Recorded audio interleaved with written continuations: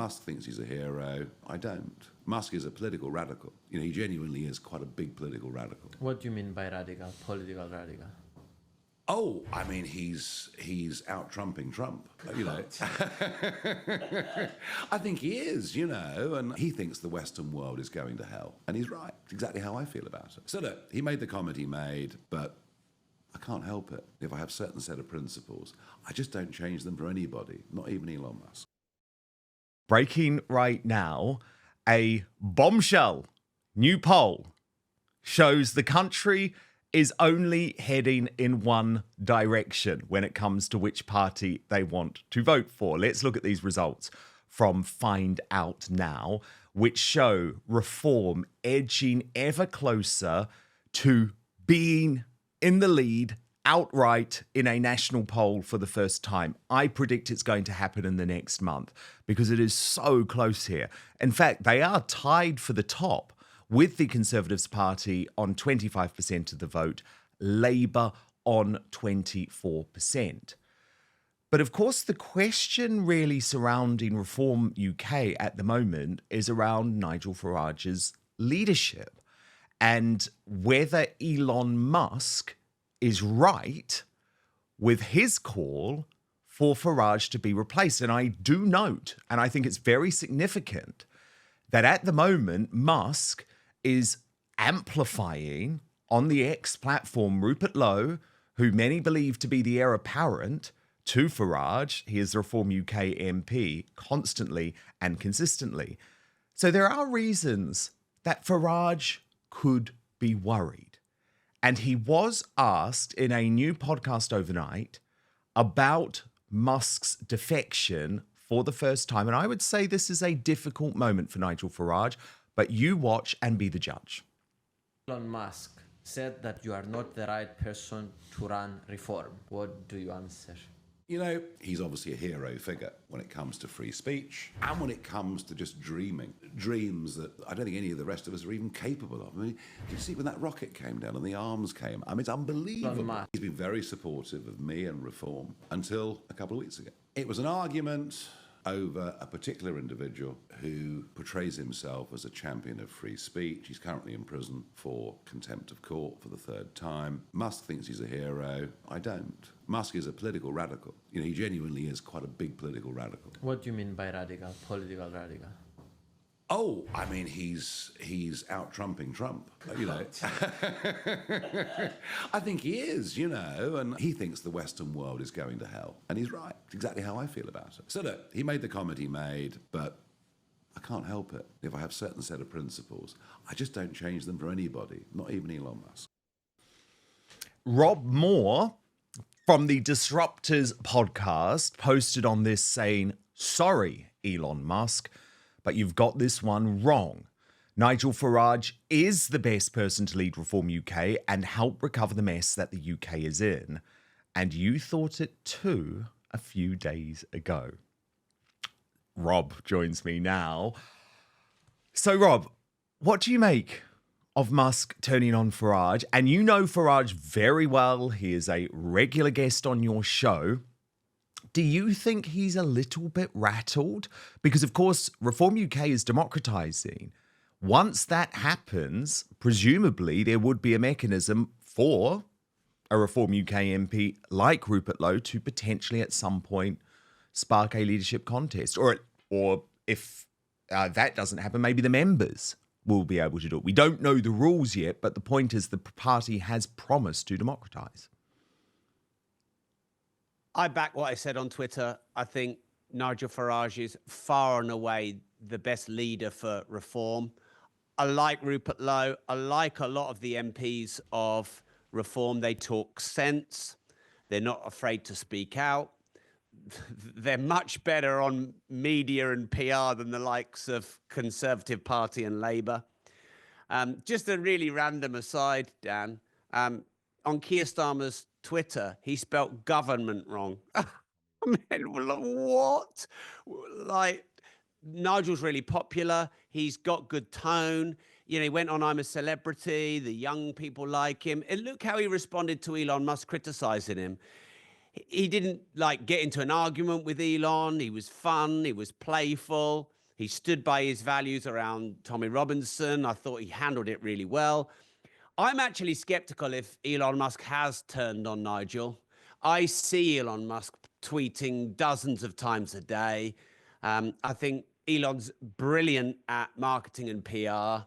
And I'm just going to say this because, Dan, you're a good predictor. You predicted Farage will be a future Prime Minister. And I'm going to predict that Elon Musk will go back and support Nigel Farage. Yeah, I do think it, actually. I do. I said it in June. I said it before the election. And I said it on your podcast too.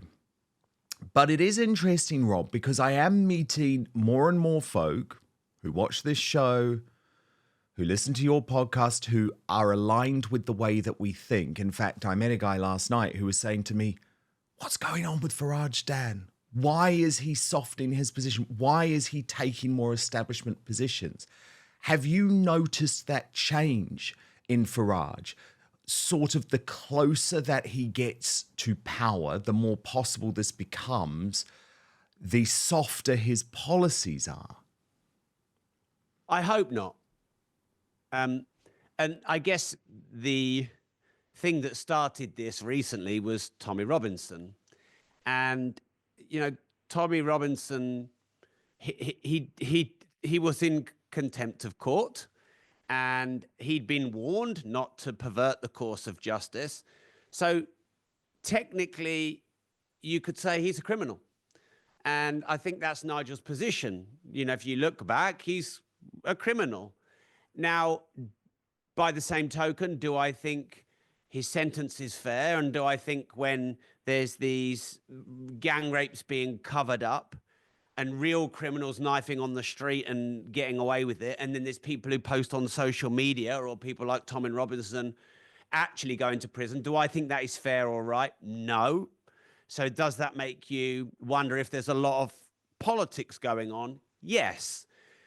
I can understand why Nigel took his position, and I think he would have been lambasted either way.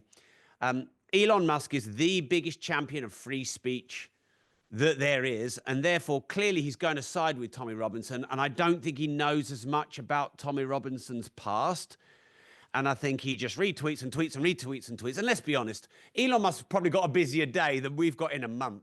Has he done all the research on Tommy Robinson and his background and his history?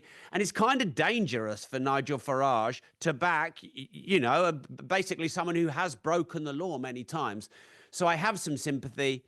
I hope Nigel Farage doesn't soften, you know, and I hope he keeps his backbone. The thing is, if you take that position, though, I think that's risky for Nigel. For example, James McMurdoch, one of his own MPs, was convicted for beating up his girlfriend. Now, I have been the person saying the mainstream media should not even talk about this James McMurdoch story. He's out of jail.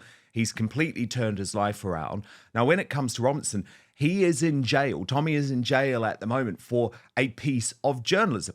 That's why Americans will never understand it, because they have the First Amendment, which protects Americans from going to jail for legitimate journalism, which I think this piece is. Doesn't mean it's necessarily true, doesn't mean everyone has to believe it, but that is such a fundamental point of freedom in the United States. But Rob, just before I get you to respond to that, Nigel's on the circuit at the moment. Another European interview has just been released, and this won't please a lot of my audience, because I would argue that he's actually upping the ante, upping the rhetoric against Tommy Robinson. Now, remember, when I saw Tommy Robinson in prison last month, all he asked, he doesn't want to be a member of Reform UK, I'll stress that again, he doesn't want to join the party, he doesn't want to lead a political movement. He's just saying to Farage, stop attacking me so we can unite the right. But Rob, let's watch this and I'll get your reaction off the back. But first, this episode of Outspoken is brought to you by Manscaped, the global leader in men's lifestyle and grooming. Every man knows the unbeatable feeling of a fresh barbershop shave. But what if I told you that you no longer have to wait weeks or even months between appointments to experience it? introducing Manscaped's newest innovation, the Chairman Pro Electric Foil Shaver, a game-changing tool that brings the luxury of a professional shave right into your home. Whether you're after that daily silky smooth finish or prefer to maintain a rugged 5 o'clock shadow, the Chairman Pro Electric Foil is your go-to for precision and style every time. After so many shaving mishaps in my past, Manscaped, let me tell you, it's improved my grooming routine no end, and critically, also my confidence. The Chairman Pro is versatile, it has precision, it comes with 2 interchangeable skin-safe blade heads. You have the skin-safe 4-blade foil for that close, smooth shave when you're looking to go completely clean. And if a clean shave isn't your style, that's okay. Do what I do. Switch to the skin-safe stubble trimmer to keep your stubble looking sharp and polished. Both heads designed with skin-safe technology. It's also got Flex Adjust technology, ensuring a superior shave by allowing both blades and the pivoting head to seamlessly adapt to the unique contours of your face, meaning it's gentle on the neck area. It's also got a precision lock and, check this out, waterproof. Just a quick rinse under the sink and you're all set. Or you can even shave in the shower. So get the Chairman Pro today and experience a shave that is as smooth as you deserve. Head on over to manscaped.com and join the over 11 million men worldwide who trust Manscaped by using the code Outspoken for free shipping and 20% off. Let me repeat that, www.manscaped.com, using the code Outspoken for free shipping and a whopping 20% discount on your entire order. You can just click on the link in the show notes on YouTube or Rumble. But now, back to the show. Spoken to Donald Trump directly about Tommy Robinson. I mean, obviously, Elon Musk is a big fan of Tommy Robinson. Tommy Robinson is someone with a criminal record. His supporters have associations with street violence. He's sort of rooted in the EDL and the British National Party. You obviously have differences with Tommy Robinson. Have you raised that directly? I'm sorry, I won't have that. Fundamental differences. You know, Tommy Robinson has nothing to do with me, has never been anything to do with me, and never will be anything to do with me. My brand of politics is non-sectarian, non-racist. It always has been, and it always will be. And Mr. Robinson can do what the hell he likes, but he'll never have anything to do with my party. I want to be absolutely clear about that. Have you spoken to Donald Trump or Donald Trump's team directly about that? I think Donald Trump's team have got bigger things to worry about than Tommy Robinson. There is an element of the conservative right in America that view Robinson as a hero figure, right? Because they see him as the man that fought the grooming gangs, all right? And by the way, a topic that does need more debate and does need more sorting out. What they don't see is all the rest of it, and they don't know the full story, in my opinion. Rob Moore, your reaction? Oh, well, clearly, like you said earlier, Dan, the laws are different here in the UK to the US. And if you look technically at the law, it looks like Tommy Robinson has broken the law. Contempt of court, perverting the course of justice, reporting on a case ongoing, which can affect the case. And clearly in America, those laws are very different and free speech is more important. And Elon Musk is the hero of free speech, and they're making Tommy Robinson the hero, but they don't know the technical differences of the law. I don't have anything different to say, Dan. I can understand why Nigel is taking his position. Tommy Robinson is, you know, quite extreme in his views. And I think he wants to keep himself clean. I would just argue that he's not any more extreme than Donald Trump, Elon Musk, Jordan Peterson. Farage loves all of those people. In fact, he's no more extreme than Douglas Murray or Christopher Hitchens. I would argue the difference is he's a working class guy who annoys a lot of people for that reason. But I guess Nigel is trying to play, and this is maybe the point you're making, he's trying to play within the system, isn't he? He's trying to play by the existing rules. And it's working for him at the moment. You cannot deny it's working for him. And it was really interesting to see Carl Benjamin of the Lotus Eaters podcast this week say, look, those of us on the right may not think Nigel Farage is the perfect leader, but what he's doing is smashing the two-party system, the uni-party, which is no longer fit for purpose. And actually, maybe that's all we need from him. So there are these sort of different debates going on. And I know for you, you are so sick and fed up of the uni party, right? And presumably you see Nigel as a beacon of hope. Yeah, I do. I don't want to see anyone right of centre infighting, because ultimately... I agree with that.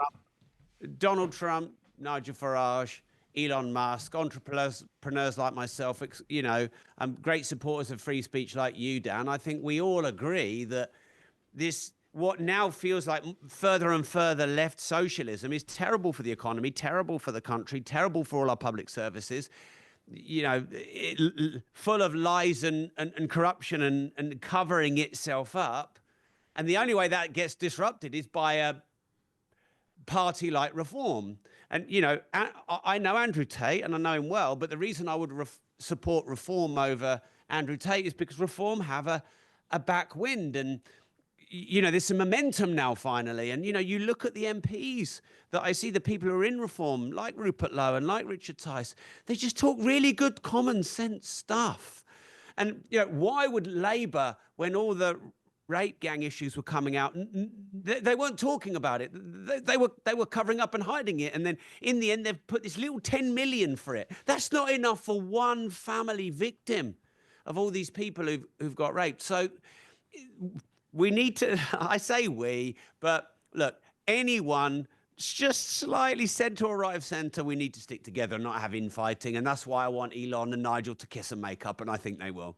Well, it may well happen at the inauguration on Monday. And a little programming note, we are live for the inauguration of Donald Trump on Outspoken on Monday. Don't watch this big moment on the mainstream media, because they're all going to be hating on MAGA Republicans. Watch it here with us. That's my little message for you. Did want to show you, though, Rob, this attempted comeback by Kemi Badenoch. I mean, I didn't support Kemi Badenoch to become Tory leader. I supported Robert Jenrick because actually I think Robert Jenrick would have shifted the Overton window within the Conservative Party, would have pushed Reform UK to the right. That hasn't happened. And Kemi Badenoch was questioned on this by the political editor of GB News, Christopher Hope. Watch. If you allowed Nigel Farage to make all the running, become the voice of the right, as he seems to be at the moment, and can you answer yes or no, will the Tories and Reform UK merge to beat Labour before the next election? Thank you, Chris, for your wonderful question. So first of all, I will start by saying that Nigel Farage says he wants to destroy the Conservative Party. Why on earth would we merge with that? First of all. But on the point of not having policies, I've just told you, Chris, policies without plans are just announcements. What the Labour Party has been doing, what Reform is doing, is making announcements. We did that as well, and people didn't like it. How well did net zero work? That was the policy. Where was the plan? So what I'm saying is that we're not going to start making promises without plans. We do have policies. We want lower taxes. I've said that we're going to reverse some of the stupid things that Labour's doing, like taxing family farms, for example. We have positions on all these things. We want stronger defence. We want to make sure that we lower immigration genuinely. Those are policies. The plans are going to take time. And that means us going away, thinking about them, and developing them with the expertise of people around the country, not just going on TV and saying what we would like to do. That is not serious. I'm sorry, Rob, it's just not good enough, is it? She's not serious. She's never going to be Prime Minister. She needs to go. Yeah, I mean, that was really weak and vague. I don't see any proper Conservative values. She's even thrown her own party under the bus, which she has to, because for 14 years, the Conservatives lost their brand and values completely. like, to be honest, with all how high tax is, most of the damage of that was done by Conservatives. Labour have just put the cherry on top. And actually, her social media, I mean, she basically promoted reform on her own social media, and was probably more instrumental than reform overtaking Conservatives in their popularity. So she doesn't get it, I don't think. No, I don't know what her clear policies are. She says policies and plans are ideologies. I don't know what her policies are. I don't think Conservatives have a brand anymore. And yeah, there's no strength there. Kemi Badenoch, you haven't cut it. You haven't cut it. I think Conservative MPs just need to accept this isn't going to work and get rid. But I think there will be a painful year before that happens. Thank you so much for watching Dan Wootton Outspoken. Please click on my face just to the bottom left to subscribe to this brand new independent news source and turn on the notification bell so you'll be alerted to our brand new live shows, uncancelled interviews, and special royal episodes. Outspoken is also now available as a podcast, so you can listen to the show every weekday on the go, wherever you are.